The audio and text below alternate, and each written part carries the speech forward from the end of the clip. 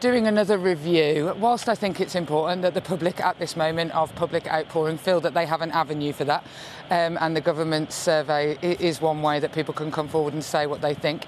But the issue of street harassment, the issue of sexual violence, the issue of domestic violence and all violence against women and girls, we know what the problems are. The Home Secretary has known for many years, the Minister has known for many years, and it's just...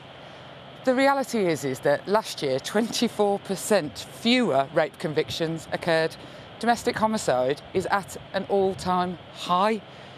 We don't need a survey, we can take action. We can have policy, both through the domestic abuse bill and also through the bill that is coming before Parliament on Monday. We can change laws that mean that people actually get good sentences for rape, let alone sentenced at all, that street harassment could be a crime because it's not illegal to harass women on the street currently. We don't need a review, we need action.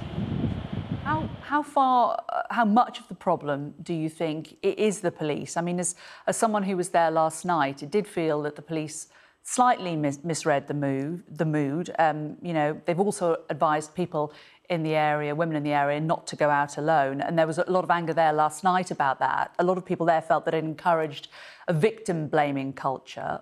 Do you think the police are guilty of this? Look, the mistake, if we're talking about the vigil specifically, or that the police generally need to be doing more in cases of violence against women and girls, I'm afraid to say that both are true. Yesterday there were so many missed opportunities throughout the day for the police to work with organisers to create a completely safe vigil so that people could go and have a moment of sorrow and a moment of resistance against what is the experience of pretty much all women in the United Kingdom and around the world. And they missed the opportunity at every turn until what we saw was, a 5'2" tall woman being pinned down with two men on her back. Now, what I have done over many, many years working with the police, there are brilliant police officers in the West Midlands and across the country who spend all their time trying to make it so that women feel confident to come forward. And yesterday, the police undermined that. Women already feel like they won't be believed if they come forward. And the images on the front of every newspaper today, the police should apologise to the coppers in my area who desperately want to help victims of violence against women and girls, because the police reputation in this area needs improvement before we show images of angry men on the backs of women. Do you think Cressida Dick should go? Oh gosh, I really don't want to write the headlines so that the headline out of this is the Labour Party calls for Cressida Dick to go. Before the vigil had even happened yesterday, I was coming here to talk about what needs to change in this one moment we have, it seems, where the politics and the views and wind is at our back as women who have been fighting for better for generations. And I'm here talking about Cressida Dick. The reality is that I wish that I'd had the heavy hand of the law when I'd been sexually assaulted. I wish for every woman I've ever worked with that the heavy hand of the law had been there for them. I wish for the woman in my constituency this week who was told no further action on the rape that she'd brought forward. I wish the heavy hand of the police had been there for her. But the reality is if Cressida Dick stays or goes, doesn't make women in this country more safe, and that's what I want to talk about. We need to come together to take action. We don't need to just be angry, we need action, and the Minister should be able to lay out to us exactly what they're going to do. The Labour Party has come up with endless suggestions throughout the domestic abuse bill. 37 amendments we put down that would make people safer.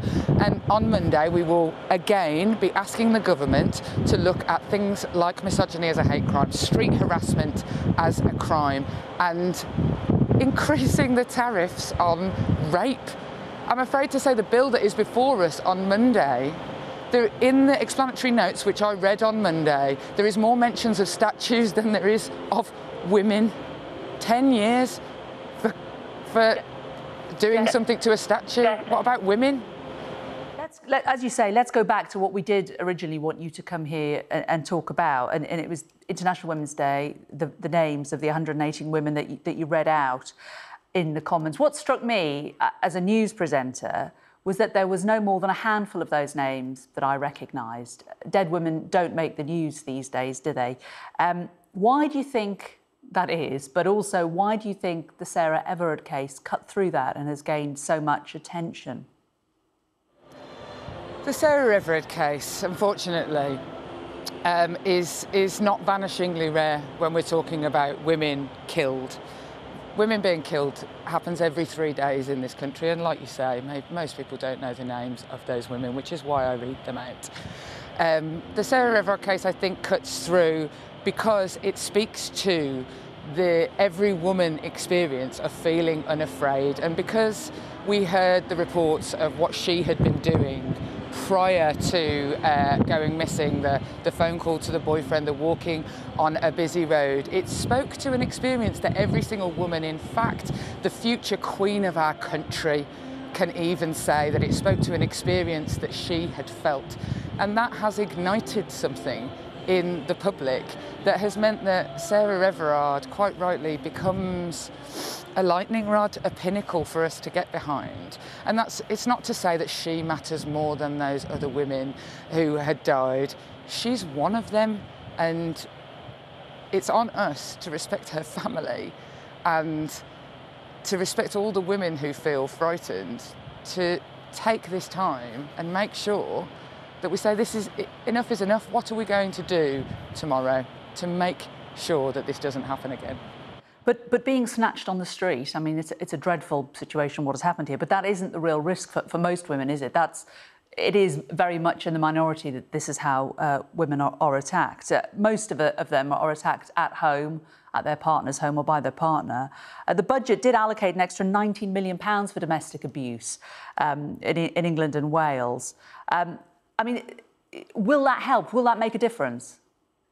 Well, the £19 million allocated in the budget was largely to go into perpetrator services, which is absolutely something that we should be looking at. Only £4 million of it was directly for victims, and as Victoria Atkins said this morning, that's 2.3 million victims in the country, so 50p each from this year's budget. You know, obviously, we always need to do more. Where it should be going, though, you know, we both have 2 sons, both of us. We don't want our sons to grow up to be the kind of men that behave in this way to women. So it is the men that need to be educated. So shouldn't that be where the funding goes when we look to the future and how we can change society? I mean, absolutely, we should be investing in perpetrators, and you know, the reality is that the government don't currently have a strategy for perpetrators of domestic abuse, which we've asked for repeatedly. There isn't a government strategy for how to deal with perpetrators. Let's maybe hope that this case has made them change their minds on that. I very much hope so. But you're absolutely right that this is about education, and we made the law a number of years ago that compulsory healthy sex and relationship education had to be going on in schools. That hasn't been started to be rolled out properly because of the pandemic, which is totally understandable. But the government now have a responsibility to be setting standards of what that education has to be and making sure that they are resourcing it properly, because we've seen some terrible examples, for example, of some schools where they're teaching girls that boys are the ones who should instigate sex. So we've got to get this right in education, we've got to get this right in health, we've got to get this right in welfare, we've got to get this right in housing, and we've got to get this right in criminal justice, because in every single metric we are failing, and in every single metric women are getting less safe year on year if you look at the data for convictions and you look at the number of women coming forward. I mean, it has been a terrible week, a lot of women will say, and we look at the Sarah Everard case and we look at what happened last night. Do you think, as Victoria Atkins said, that maybe this is a turning point? Maybe this is something that a lot of people have known was a problem within society, but it hasn't really found a face, found a voice, and that now we are at that point, real change may occur? Well, look, I really hope so. As somebody who has been ploughing this furrow for my entire career, not just my entire political career, I really hope that this is the turning point. But I hope that about me too. and not a single piece of legislation has changed in the United Kingdom that would protect people from being sexually harassed at work that didn't already exist. And every recommendation that has been made to the government on women's safety in the workplace since the Me Too movement, which we all thought was a moment, has been rejected by the government out of hand. So when the Minister says this is a turning point, when Priti Patel says this is a turning point, when Boris Johnson says this is a turning point, they have an enormous majority in the House of Commons. They can turn their rhetoric into action, and I want that to be the thing. I don't want platitudes, I don't want nice words, I don't want clapping, I don't even want candles. I want action to change this, because I am tired of reading out so many people's names.